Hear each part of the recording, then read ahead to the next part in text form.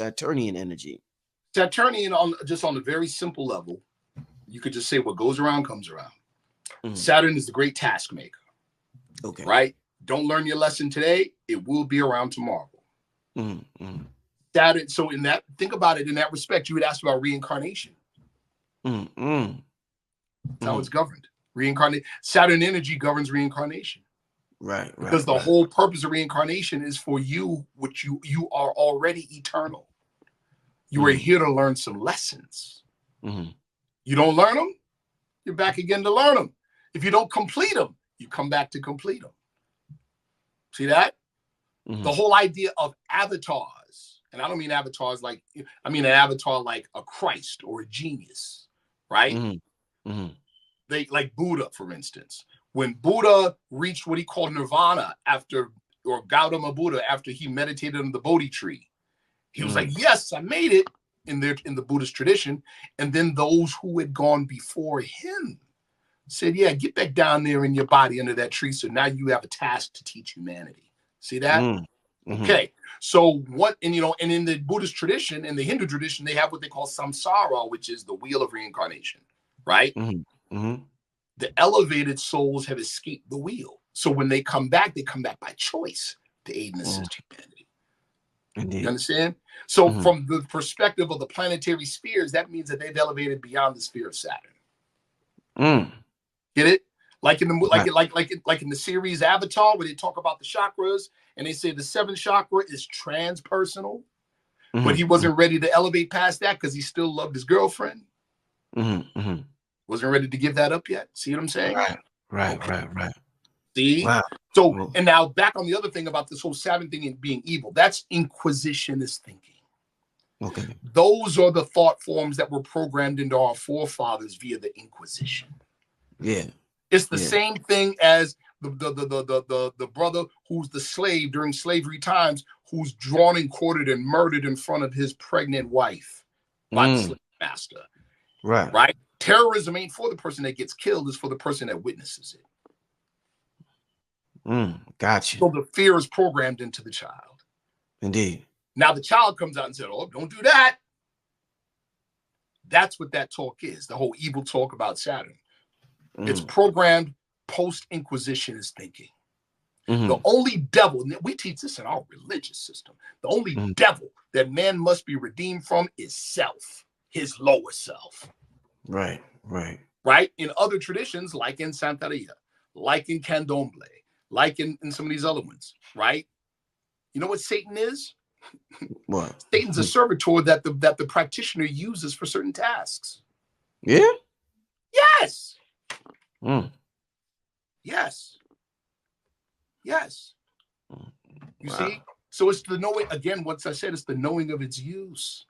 Even in religious circles from the Western perspective, the devil is not an enemy to God. The devil's an enemy to man, but guess what? Thought must be developed by the exercise of strength. And without a foe, a soldier never knows his strength. The devil is necessary for you to elevate. There you go. We eat our demons over here, people. We don't run from them. We're not Dr. Frankenstein. I mentioned that before. Dr. Frankenstein, listen, we're so messed up in the head, we think Frankenstein is the monster that he made. No, Frankenstein was the doctor. That was his name.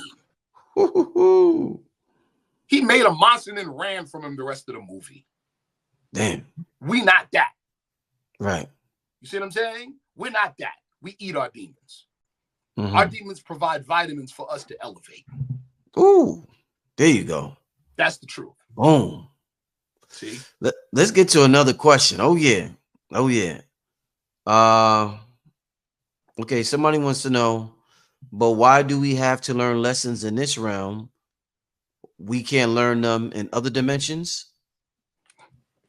We can learn them in other dimensions, right? We can. But if you can't balance a checkbook, but if you can't control your sexual urges, if you still think you are your flesh, what are you going to do with other dimensions? Damn. If I'm in the 5th grade, I got some nerve in the 5th grade talking about college level courses. I better learn to draw between the lines and color in the lines first. See? There go that answer. Okay. Yeah. Next question. Aren't there actually 13 chakras? It all depends on the system. Every house has a different wiring system, and some of them overlap others. So it all depends on the system. I'll give you an example, right? In the human body, there's a three level energetic system and a 7-level energetic system. And in some respects, there's a 360 level energetic system. You see what I'm saying? It's like being an electrician. What can you wire? Can you wire a skyscraper, or can you just wire a 3-room house? Depends on your level of ability, and depends on the system. So we don't trip on whether it's 9 chakras, 7 chakras, 3 chakras, whatever. The proof really is in the operation, not just somebody saying something on some paper. Can you demonstrate it? See, that's the thing. Can you demonstrate it? This isn't just stuff that we talk about over tea and coffee, right? That being said, I'll share this. We teach an actual certified medical bioenergetic course. Real, okay? It's a written test for the final exam, written test, and a practical test. One of the practical tests is this. We get 2 cups, pour wine from the same bottle in both cups. Somebody to taste it to ensure that it's the same wine. The person taking the test then projects their energy without touching it into one of the cups to change the pH content with their bioenergy. They got 60 seconds to do it. The taster then tastes it again. You can tell the difference when you change the pH content. It tastes horrible. And it definitely tastes different from the first one. It's pass or fail. No in between. First time, the very first time, I had 5 students take the test, all 5 passed. Like I said, this is practical for us. This ain't just something we talk about. This is our religious tradition is practical. It's science. Yes. Excellent. Let's get to another question. Let me look in the chat.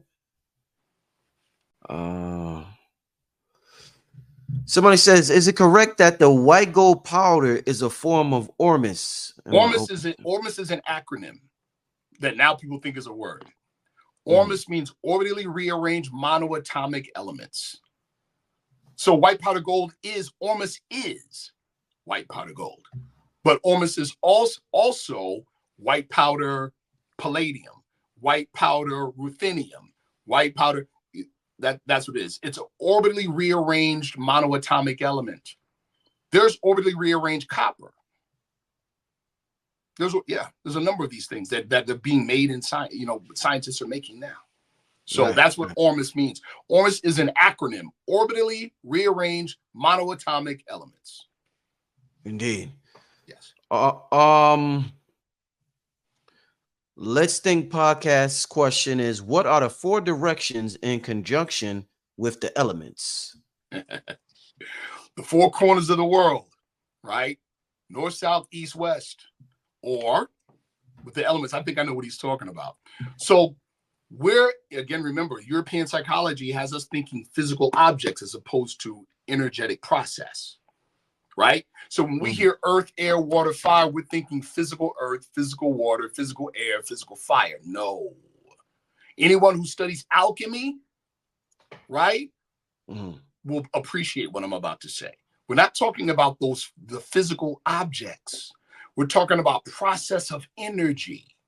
So when you're happy, I'm going to give you all a very practical example. When you're happy, you're upbeat. Which direction is the energy going? Up. When you're sad, when you're depressed, when you're angry, see that? I just described the directions. Fire goes up. That's energy. Fire is energy, whether it's thought, words, medicine, food, any energy that goes up. Water is any energy that goes down. Air is any energy that expands. Earth is any energy that contracts. Excellent. Excellent. That's it. Next question, is the Earth the only plateau for physical interaction?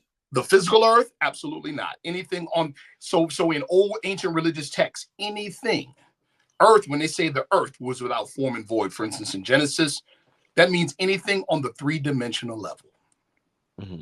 That's what that means. Anything on the three-dimensional level.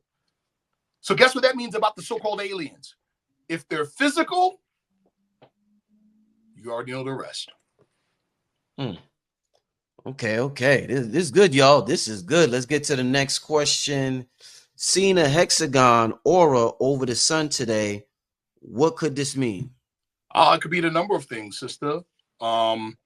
It could mean a number of things. Remember what we see technically is what registers mathematically through our eyes to the optic nerve into our brain, and it's interpreted in here. So the hexagon was in here, sis.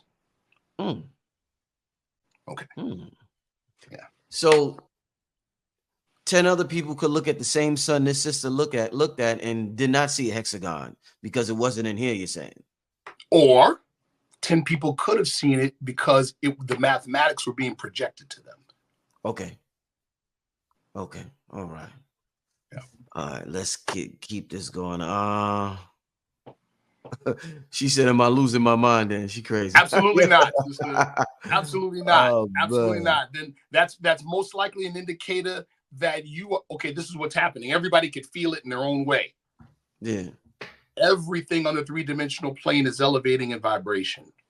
You know how you know? Because it's uncomfortable. It's different. It feels different. The days are going faster. You know, right? Okay. So it's just I would say, sister, it's an indication that that energetically, you shaking and moving, you rising to the occasion. Right. There you go. They want to know, how can they join your class, my brother? Reach out. You could find me on Instagram, Life of a Grand Sheik on Instagram, or Sharif Bey on Instagram. You could find me on Facebook, Sharif N.I.L. Bey. There you go. Either way, just reach out. We are forming some things. Trust me.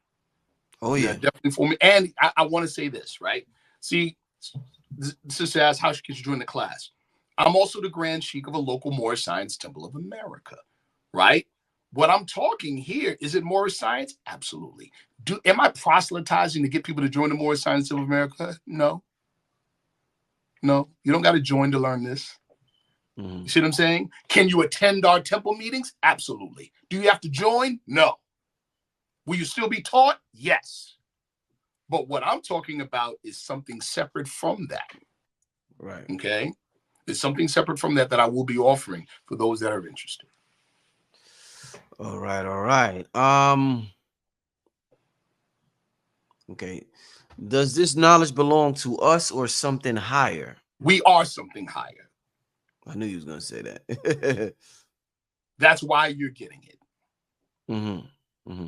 Because there's a responsibility. Now you have to be something higher. Yeah.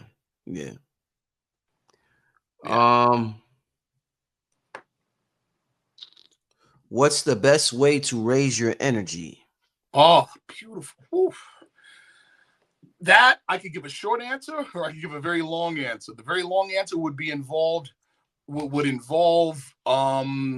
taking our bioenergetics course.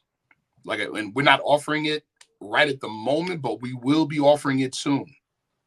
And there's some very, very specific and direct.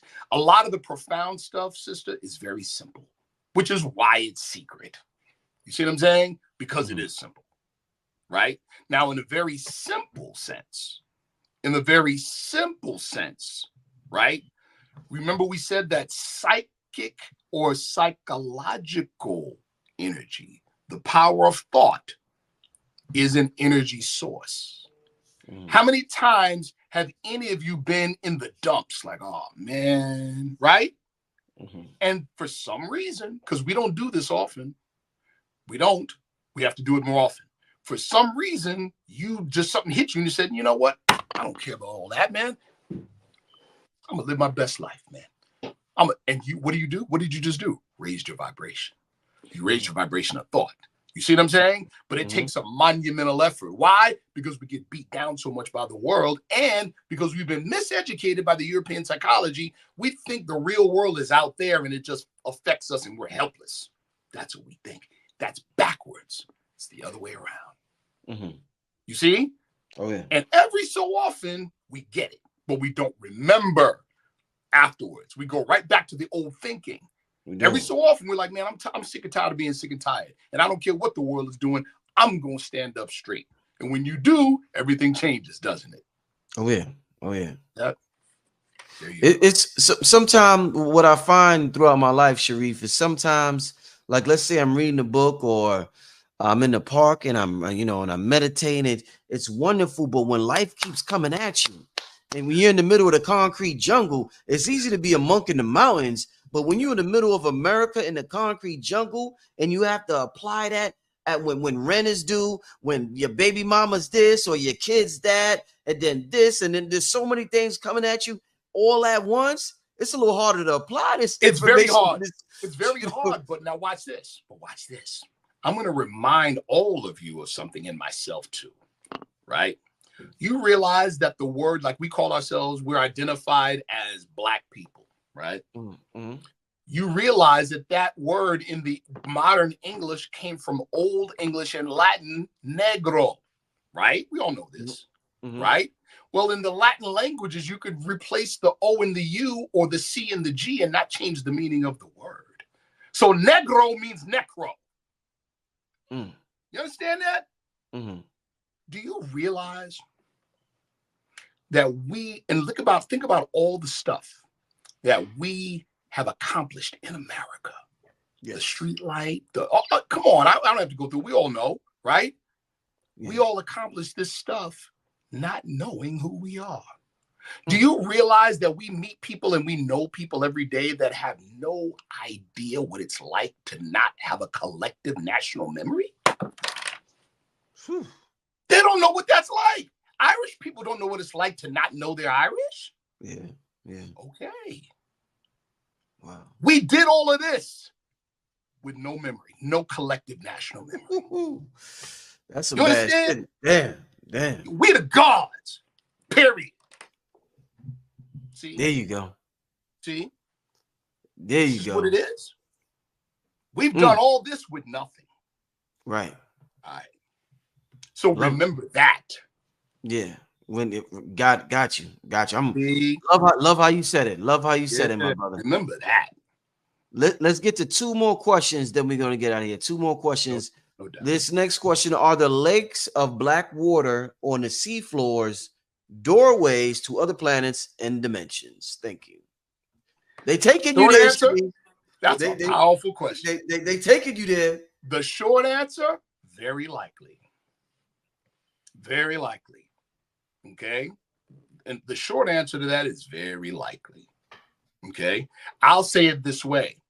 There are many areas of our planet, especially in the ocean, that are so underdiscovered. Yeah. Right? Okay. And there's certain people, some people I know personally that have been part of special access projects, in other words, above top secret projects, that talk about portal technology, talk about naturally occurring portals on the planet and artificial ones that they tried to make. They've told me personally that they have not yet mastered the artificial ones, and there's lots of accidents, right? But the natural ones, in almost every instance that they can access, have some type of ancient monument present, which means the ancient people knew and used them, right? And that these portals open along certain key time periods relative to stellar and planetary alignments. Okay, so my short answer to that is quite possibly. Yes. Okay, last question. And I got to do a show with you specifically sometime because I'm enjoying this metaphysical run we on, but I got to do a show with you on the moors one day and really get some deep history because there's so many different narratives out there about we're gonna do a show one day. Listen, let me say this. Shout out to, there's a Moorish American research team and think tank. I'm one of the founding members. It's called Ali's Men. Shout out to my brothers and comrades in Ali's Men. So that being said, it's one thing to be a believer in a religious faith tradition. It's another thing to be a researcher. So we don't want to do the anti-scholarly thing. The anti-scholarly thing is this: confirmation bias. Oh, I know what I want it to be, so I'm only going to look for information that supports what I want it to be. That's not scientific. See what I'm saying? As a researcher researching Moorish history or Moorish culture, I have to go into it knowing I might find something that might contradict my beliefs. Okay. Well, that's what we've done for over 15 years. We have not been